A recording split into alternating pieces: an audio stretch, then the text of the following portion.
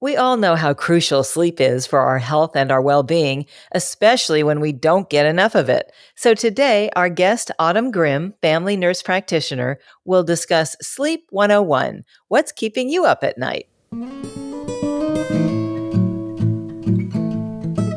Welcome to FirstHealth and Wellness Podcast from FirstHealth of the Carolinas. I'm your host, Maggie McKay. So good to have you here today with us, Autumn. Would you please introduce yourself?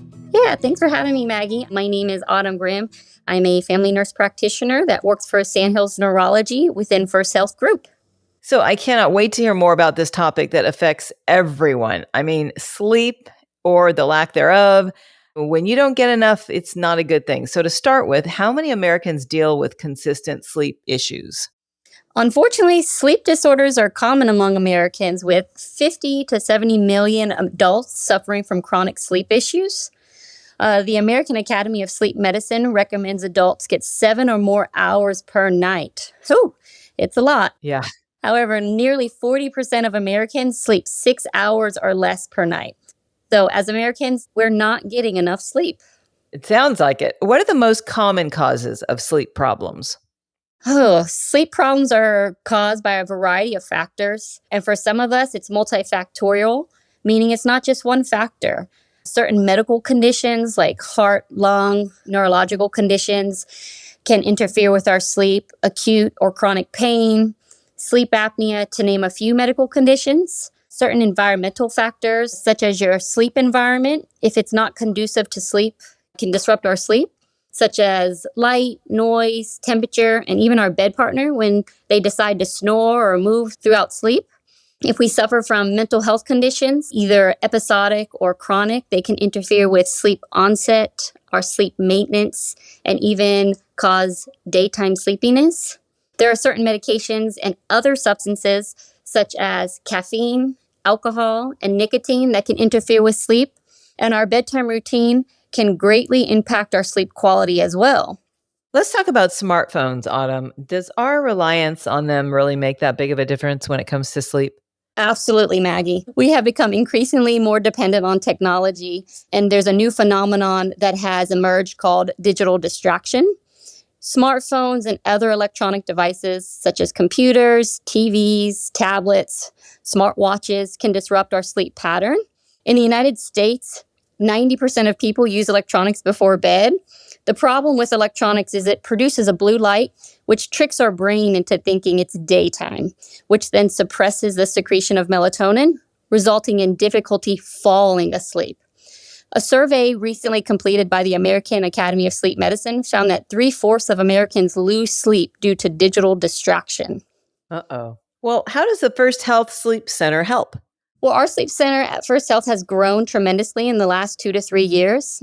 At FirstHealth, we offer 6 sleep testing locations throughout Moore, Richmond, Montgomery, Wake, and Lee counties. Our facilities are nationally accredited by the American Sleep Medicine Academy. We not only offer in-lab sleep studies, but also offer home sleep studies to be done from the comfort of the patient's own home.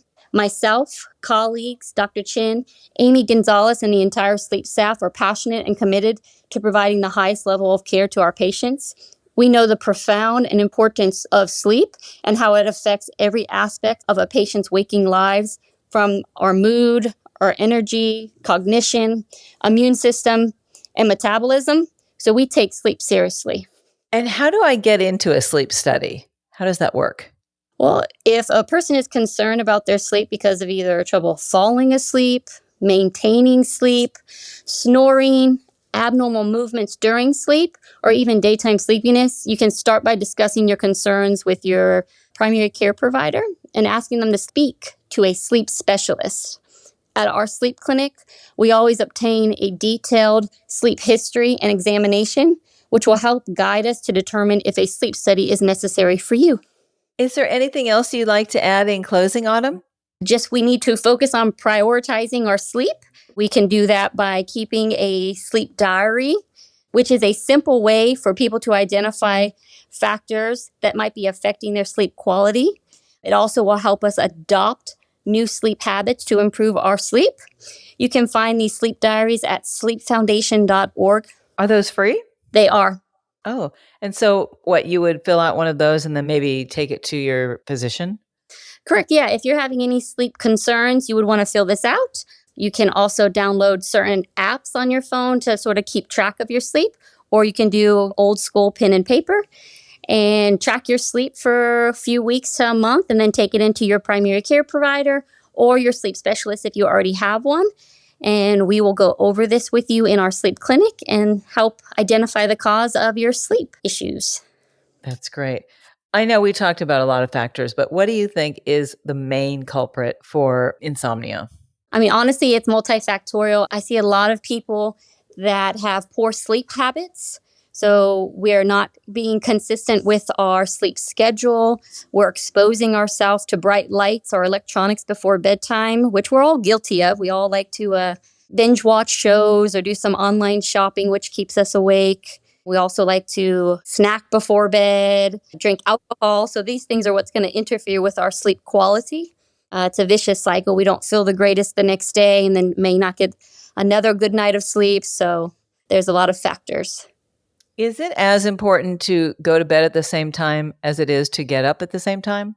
Correct, Maggie. Yeah, keeping a consistent sleep schedule, even on your days off, trying to avoid napping during the day is essential for consistent sleep. All right. Well, thank you so much for sharing this invaluable information with us. I learned a lot already, and you know what? That's going to help. So we really appreciate you being here. Yeah, thank you so much for having me, Maggie. Of course. Again, that's Autumn Grimm. To learn more about sleep medicine services at First Health, visit firsthealth.org/sleep. And if you found this podcast helpful, please share it on your social channels and check out our entire podcast library for topics of interest to you. I'm Maggie McKay. Thanks for listening to First Health and Wellness Podcast, presented by First Health of the Carolinas.